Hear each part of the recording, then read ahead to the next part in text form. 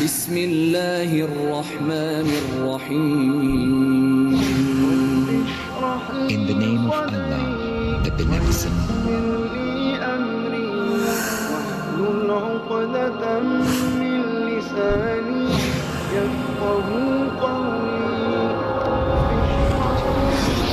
السلام علیکم ورحمۃ اللہ وبرکاتہ. إن الحمد لله نحمده ونستعينه ونستغفره ونعوذ بالله من شرور أنفسنا ومن سيئات أعمالنا. من يهده الله فلا مضل له ومن يضلل فلا هادي له. وأشهد أن لا إله إلا الله وحده لا شريك له وأشهد أن محمدا عبده ورسوله. أما بعد فإن خير الحديث كتاب الله وخير الهدي هدي محمد صلى الله عليه وسلم وشر الأمور محدثاتها وكل محدثة بدعة وكل بدعة ضلالة وكل ضلالة في النار.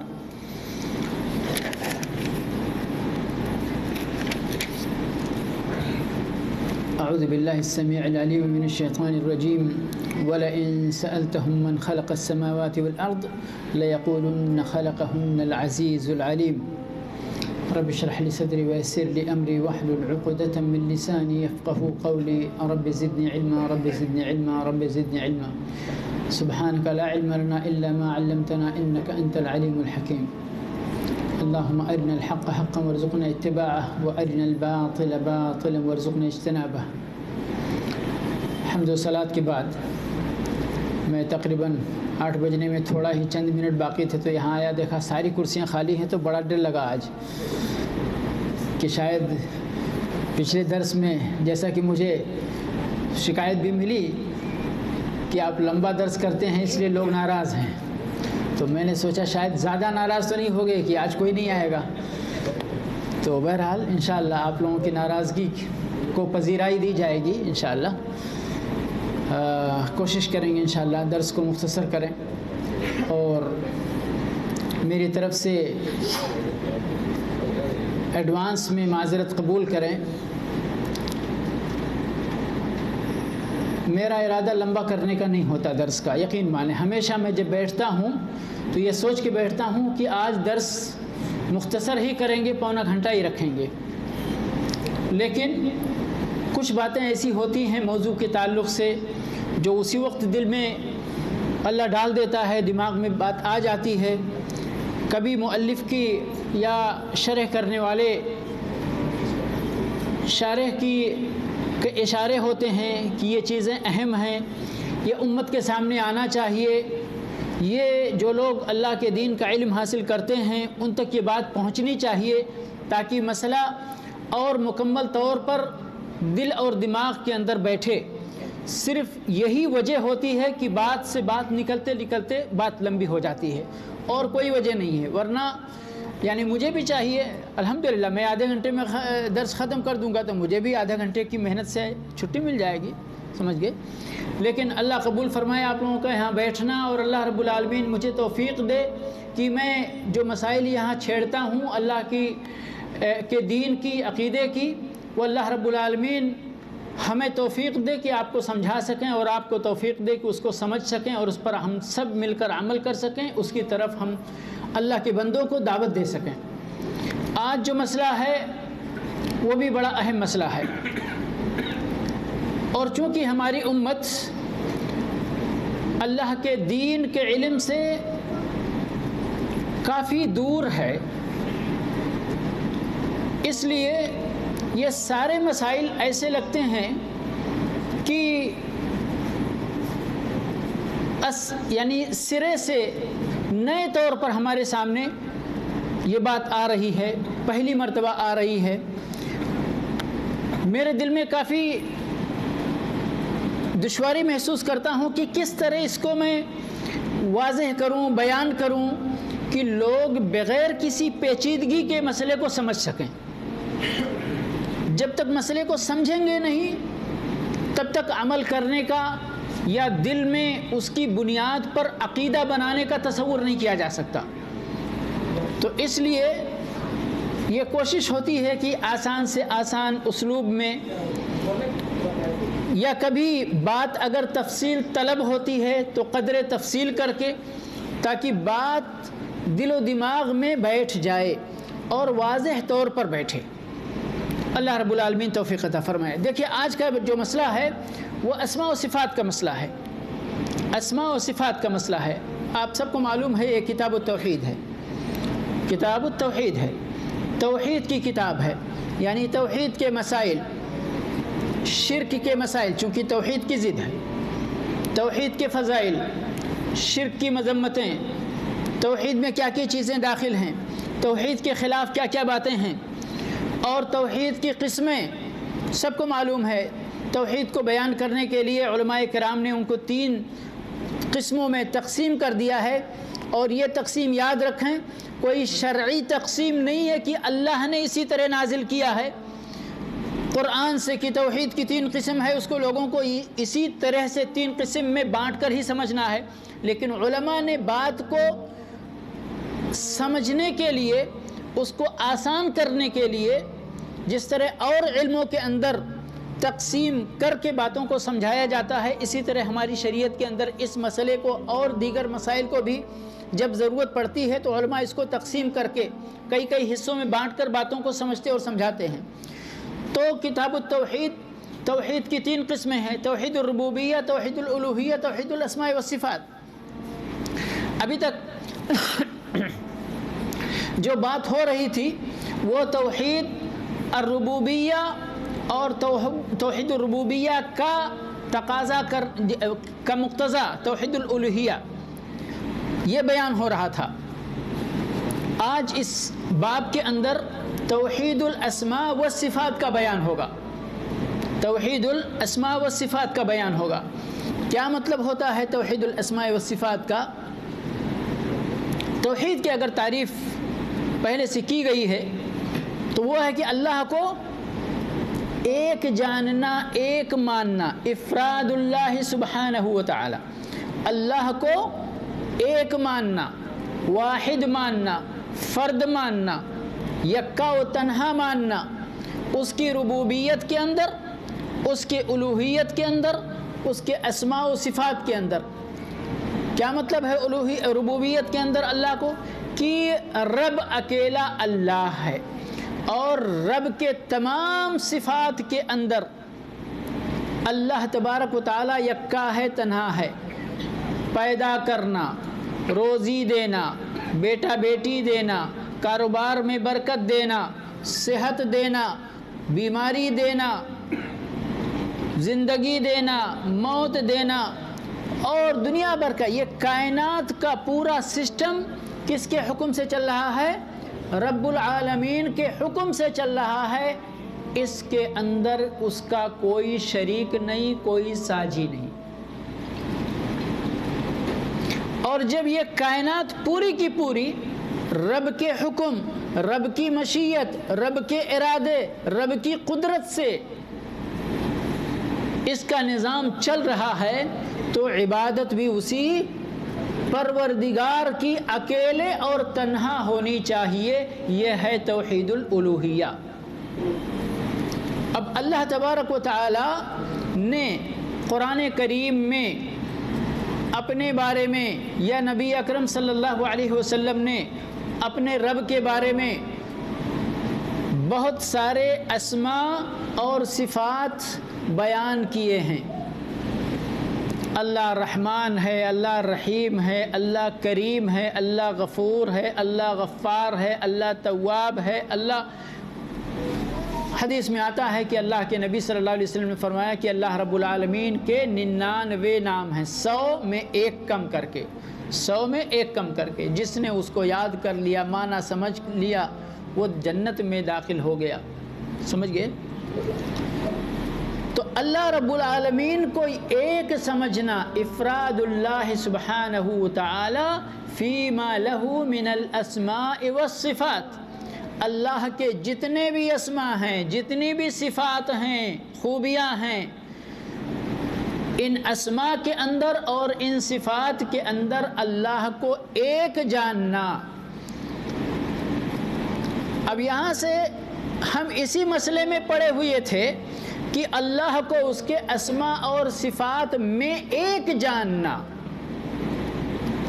یعنی رحمان تو اللہ رب العالمین ہی ہے، رحیم اللہ رب العالمین ہی ہے، غفور اللہ رب العالمین ہی ہے، غفار وہی ہے، تواب وہی ہے، رزاق وہی ہے، اس کے علاوہ کوئی نہیں ہے۔ ٹھیک ہے، ہم اسی میں پڑے ہوئے تھے کہ ہماری ہی امت میں سے کچھ لوگوں نے سر نکالا اور کہا کہ اللہ رب العالمین کے تو نام ہی نہیں ہیں، صفات ہی نہیں ہیں۔ کچھ نے کہا نام ہیں پر صفات نہیں، کچھ نے کہا نام ہیں صفات میں تھوڑے ہیں، بہت سارے نہیں ہیں۔ لوگوں نے اپنی اپنی ڈفلی بجانا شروع کر دیا۔ ہم تو توحید کی بات کر رہے تھے کہ اللہ اپنے ان اسماء کے اندر اور ان صفات کے اندر یکا ہے، تنہا ہے۔ یہ توحید اپنی جگہ رکھی رہ گئی۔ کچھ لوگ ایسے نکلے کہ جنہوں نے کہا کہ رحمان کچھ ہے ہی نہیں ہے، رحیم کچھ ہے نہیں، اس کا معنی دوسرا ہے، آپ لوگ نہیں سمجھتے ہیں۔ سمجھ گئے؟ اب کیا کریں گے؟ اب ہماری اس امت کے اہل حق علماء توحید الاسماء والصفات کو بیان کرتے کرتے پھر ان لوگوں کے مقابلے میں آنا پڑا جنہوں نے کہا کہ اللہ کا نہ کوئی نام ہے نہ کوئی صفات ہے۔ یہ بتائیے، میں اس تفصیل میں جانے سے پہلے ایک سوال جو ہمارے یعنی بڑے سمجھنے کی بات ہے۔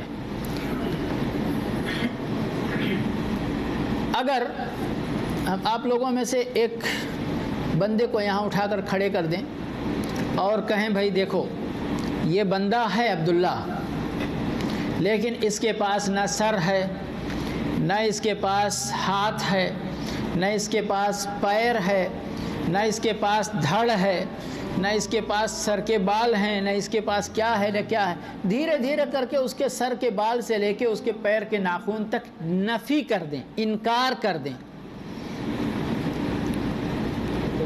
تو اس عبداللہ کا وجود بچا رہے گا؟ کیسے بچے گا پھر؟ یہ عبداللہ انہی اعضاء کے مجموعے کا نام تو ہے۔ اس کے پاس دھڑ ہے، اس کے پاس سر ہے، ہاتھ ہے، پاؤں ہیں، اور جتنی چیزیں اللہ رب العالمین نے اس کے جسم بنائے ہیں سب ہیں اس کے پاس، تب وہ عبداللہ ہے کہ نہیں ہے؟ تو اسی طرح اگر اللہ کے بارے میں کوئی بندہ آتا ہے اور کہتا ہے کہ اللہ تو ہے پر نہ اللہ کے آنکھیں ہیں، نہ اللہ کے ہاتھ ہیں، نعوذ باللہ من ذالک، نقل کفر نباشد۔ سمجھ گئے؟ میں ان لوگوں کا کلام نقل کر رہا ہوں جو لوگ کہتے ہیں۔ مکہ والوں نے کہا تھا بسم اللہ الرحمن الرحیم، جب صلح حدیبیہ کے موقع پر اللہ کے نبی صلی اللہ علیہ وسلم نے مصالحت لکھوانے کے لیے کہا لکھو پہلے بسم اللہ الرحمن الرحیم لکھو، تو مکہ والوں نے کہا اسی بات پہ تو جھگڑا ہے، اسی بات پہ تو جھگڑا ہے۔ ہم اگر آپ کے اللہ کو جو رحمان بھی ہے جو رحیم بھی ہے مانتے اگر، تو پھر ہمارا آپ کا جھگڑا کہاں ہوتا؟ تو یہ رحمان رحیم مت لکھو، کیا لکھو؟ بسمک اللہم لکھو۔ اللہ کے نبی صلی اللہ علیہ وسلم مکہ کے اندر دعائیں کرتے تھے تو رحمان اور رحیم، تو کہتے تھے کہ ہم اللہ تو جانتے ہیں لیکن یہ رحمان رحیم یہ محمد صلی اللہ علیہ وسلم کس کو کہتے ہیں؟ ہم ایک اللہ کو پکارتے ہیں، ادھر اللہ کو بھی پکارتے ہیں، ادھر رحمان کو بھی پکارتے ہیں، ادھر رحیم کو بھی پکارتے ہیں، تو ایک اللہ کہاں رہ گیا؟ ان کے عقیدے کے مطابق جتنے نام اتنے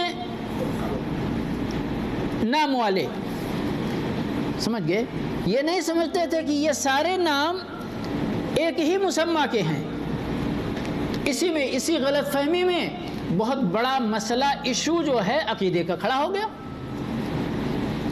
تو اب یہ جو باب ہے یہ باب اسی مسئلے کو سمجھانے کے لیے ہے کہ بھائی دیکھیں ہم مسلمان ہیں، ہمارا اللہ پر ایمان ہے، اور اللہ رب العالمین پر ایمان کے ساتھ ساتھ اللہ کے جتنے نام قرآن یا حدیث میں آئے ہیں ہم ان ناموں کو اور جتنی صفات قرآن یا حدیث میں وارد ہوئی ہیں اللہ اور اس کے رسول صلی اللہ علیہ وسلم کے ذریعے ہم تک پہنچی ہیں، ہم ان سبھی ناموں کو، سبھی صفات کو اللہ کے لیے مانتے ہیں اور اسی طرح مانتے ہیں جس طرح ماننا چاہیے، اس کی تحریف نہیں کرتے، تعویل نہیں کرتے، تشبیہ اور تمثیل نہیں کرتے اور تعطیل نہیں کرتے۔ کیا مطلب ہے؟ یہ سب اصطلاحی لفظ بن گئے۔ اب مثال کے طور پر اللہ رب العالمین نے فرمایا اعوذ باللہ من الشیطان الرجیم بسم اللہ الرحمن الرحیم الحمد للہ رب العالمین الرحمن الرحیم، ٹھیک ہے؟ تو اللہ تو الحمد للہ اللہ آ گیا، ٹھیک ہے؟ رب العالمین رب آ گیا یہاں پر، الرحمن الرحیم، یہ بہت سارے نام اللہ کے یہاں پر آ گئے۔ اب یہ سارے نام جو ہے وہ ایک ہی مسمى کے مختلف نام ہیں، ہم ان سب پر ایمان رکھتے ہیں اور یہ کلمات عربی کے لفظ ہیں، عربی میں جو ان کا معنی ہوتا ہے انہی معنوں کے ساتھ ہم ان ناموں صفات کو سمجھتے ہیں۔ یہ نہیں کہتے کہ ان کا کوئی معنی نہیں ہے، یہ نہیں کہتے کہ اس کا معنی تو یہ بنتا ہے لیکن یہاں پر اس سے یہ معنی مراد نہیں ہے بلکہ کچھ اور مراد ہے، سمجھ گئے؟ یا ہم اس کی مثال دے کر اس کی شباہت بیان کر کے کہ ہاں اللہ رحمان ہے تو اس طرح رحمان ہے، اللہ رب ہے تو اس طرح رب ہے، سمجھ گئے؟ یہ مثال دے کر ہم نہیں اس چیز کو سمجھتے ہیں۔ کیوں؟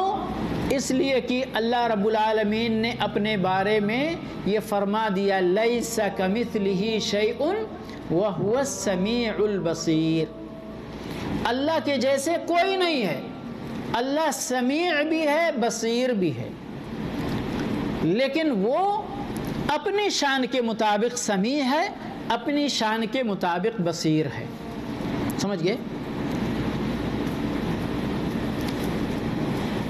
جن لوگوں نے، میں خلاصے کے طور پر کتاب شروع کرنے سے پہلے یعنی آپ کے دماغ میں ایک اس کا خلاصہ رکھنا چاہتا ہوں، جن لوگوں نے اللہ رب العالمین کے اسماء یا صفات کا انکار کیا، شروعات اس انکار کی کہاں سے ہوئی معلوم ہے؟ یا ان کے دماغ میں یہ پیچیدگی نے جو جنم لیا، پیدا ہوا، یہ پیچیدگی پیدا ہوئی وہ یہاں سے کہ مثال کے طور پر یہی سمیع اور بصیر کا مسئلہ لے لیں، اللہ سننے والا ہے، اللہ دیکھنے والا ہے، تو بندہ سنتا کیسے ہے؟ کان سے، دیکھتا کیسے ہے؟ آنکھ سے۔ مطلب اس کا یہ ہوا کہ اللہ کے پاس کان ہے اور اللہ کے پاس آنکھ ہے، ٹھیک ہے؟ اب اللہ کی آنکھ کیسے ہوگی؟ ہم نے تو اللہ کو دیکھا نہیں، اللہ کی آنکھ بھی ہم نے دیکھی نہیں ہے۔ ہم نے دیکھا ہے انسان کے دو آنکھیں ہیں اور فلاں کے یعنی جو مخلوقات اللہ کے ہمارے سامنے ہیں جن کے پاس آنکھیں ہیں، ہم نے ان کی آنکھوں کو دیکھا ہے۔ تو اگر ہم نے کہا کہ اللہ کے پاس دو آنکھیں ہیں جس طرح انسان کے پاس دو آنکھیں ہیں، تو اس کا مطلب اب یہ سب اپنے دماغ میں ایک کے بعد ایک کے بعد ایک، کیونکہ آپ لوگوں نے فلسفہ اور منطق نہیں پڑھا ہے وہ اچھی بات ہے، ہماری بات سمجھ سکیں گے، اگر پڑھے ہوتے تو شاید میری بات سمجھنے کے بجائے الٹا مجھے پھنسا دیتے کہ آپ ایسے کہہ رہے ہیں، ایسا ہو سکتا ہے، سمجھ گئے؟ تو یہ منطق اور فلسفہ جو ہے نا بڑا ہم لوگوں نے تھوڑا پڑھا ہے لیکن بس اللہ رحم فرمائے۔ تو یہ منطق اور فلسفے کی بنیاد پر ایک کے بعد ایک سیڑھی رکھ کر کہ یہ ایسا ہوا تو اس کا نتیجہ یہ ہوا، تو اس کا نتیجہ یہ ہوا، تو اس کا نتیجہ یہ ہوا، سمجھ گئے نا؟ اور وہ سب یعنی ڈھکوسلا انٹو ڈھکوسلا انٹو ڈھکوسلا ہی رہتا ہے. تو انہوں نے کہا کہ اس انسان کے پاس یا یہ کہیں مخلوق کے پاس 2 آنکھ ہیں اور پھر خالق کے پاس 2 آنکھ ہیں، تو مخلوق تو خالق کی طرح ہو گیا.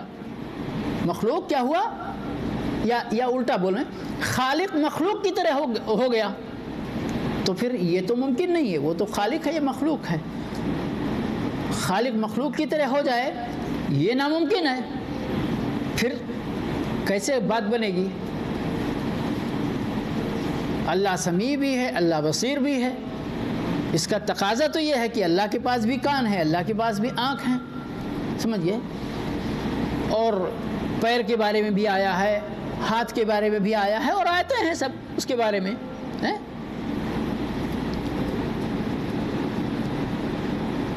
تو اس مشکل کا حل کیسے کریں گے؟ تو حل کرنے پر جب آئے تو کہا کہ نہیں، اس کا معنی ظاہری تو یہ ہوتا ہے، لیکن یہاں اللہ کے تعلق سے اس کا مفہوم کچھ اور ہے، اس کا مفہوم کچھ اور ہے. سارے اسماء و صفات جتنے سب اکٹھا کر کے یہ 3 کیٹیگری میں اس کو بانٹا. ایک نے کہا کہ ان ساروں کا کوئی معنی نہیں ہے، یہ اللہ کے تئیں بس ایسے ہی ہیں، اس کو پڑھو اور تبرک حاصل کرو اور بس اس کا کوئی مطلب نہیں ہے. کچھ نے کہا نہیں، مطلب ہے، اللہ رحمان ہے، لیکن رحم کا جو معنی ہوتا ہے، کہاں سے مسئلہ کہاں سے پیدا ہوا نا. دیکھیں کتنی باریک میں جاتے. رحم کا معنی کیا ہوتا ہے، ہم لوگ کیسے سمجھتے ہیں؟ رحم کا معنی جب آپ کسی کو، مسکین کو یا کسی غریب کو یا کسی لاچار کو دیکھتے ہیں تو آپ کے دل کے اندر جو رحمت کا جذبہ پیدا ہوتا ہے، تو اس جذبے کو ہی ہم رحمت کہتے ہیں، رحم کہتے ہیں. اور کہتے ہیں یہ جذبہ کیوں پیدا ہوتا ہے؟ آپ کے دل میں رقت طاری ہوتی ہے، آپ کا دل کمزور پڑ جاتا ہے، آپ کا دل اس کے، تو جو کیفیت آپ کے اندر پیدا ہو رہی ہے، اگر وہی کیفیت ہم اللہ کے اندر ماننے لگیں تو آپ کی طرح اللہ کمزور ہو جائے گا، جبکہ اللہ ایک طاقتور اور قادر مطلق کا نام ہے. تو اس کا مطلب رحمت کے تئیں کسی کو کچھ دے دینا، کسی کو کچھ عنایت کر دینا، یعنی رحمت کا تقاضا جو ہے وہ اللہ کے تئیں مراد ہے، رحمت مراد نہیں ہے. یعنی اس کے دل کے اندر یہ رحمت کی کیفیت نہیں پیدا ہو سکتی، کیونکہ پھر یہ ہوگا کہ اللہ تو کمزور دل والا ہے. سمجھ گئے نا؟ تو بہت باریکی میں جا کے چیزوں کو ایک ہوا کھڑا کر کے اور اس کے بعد پھر ایک کے بعد ایک، ایک کے بعد ایک، ایک کے بعد آخر میں آتے نہیں، نہیں کچھ نہیں ہے. تو یعنی جو گمراہ یا گم کردہ راہ فرقے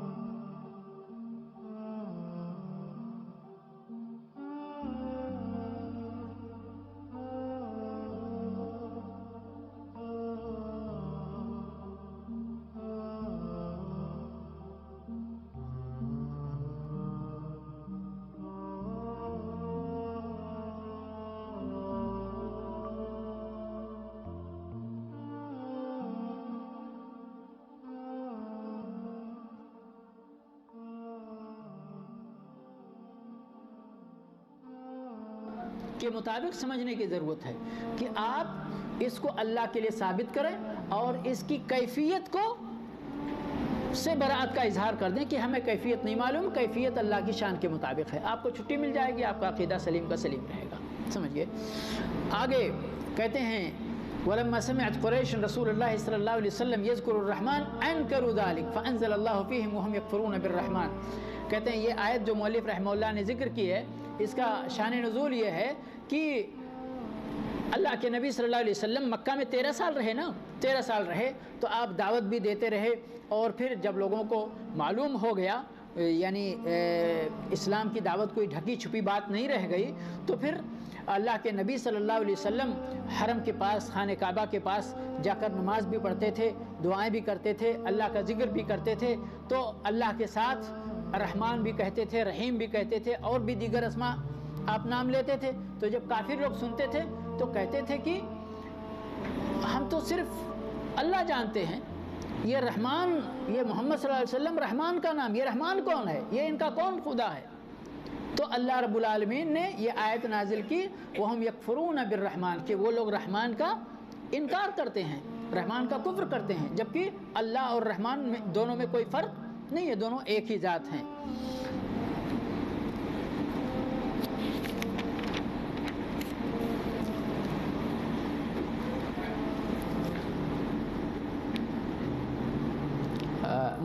شارح حفظہ اللہ نے چند فائدے کی چیزیں یہاں بیان کی ہیں اس درس سے مستفاد، کہ اسماء و صفات کا انکار کرنا کفر ہے، اسماء و صفات کا انکار کرنا کفر ہے، جیسا کہ اس آیت میں اللہ رب العالمین نے ارشاد فرمایا ہے.